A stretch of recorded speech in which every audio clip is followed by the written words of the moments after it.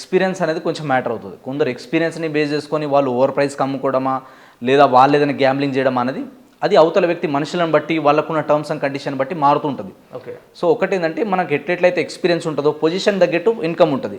కొందరు ఏంటంటే వాళ్ళు దాంట్లో అలా పొజిషన్ తగ్గట్టు పర్సంటేజ్లు కాకుండా ఒక ఫిక్స్డ్ అమౌంట్ ఇస్తారు. గజానికి ఇంత అని ఇస్తారు. అది 100 కావచ్చు, 200 కావచ్చు, XYZ ఎంతైనా కావచ్చు. ఓకే. సో అంత అమౌంట్ ఇవ్వడం అట్లాంటివి కొన్ని ఉంటాయి.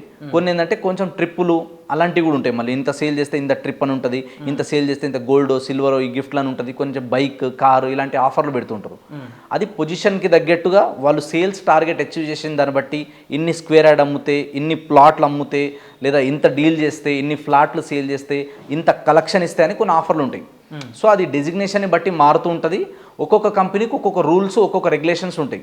ఓకే. సో అందుకనే దాంట్లో చేంజెస్ ఉంటాయి. కాకపోతే మనం ఇనిషియల్గా వచ్చినప్పుడు ఆఫ్ కోర్స్ మనకు తెలియదు కాబట్టి కొంచెం మోసాలు చేయడానికి సిస్టమ్ లేని దగ్గర ఉండే ఛాన్సెస్ ఉంటాయి.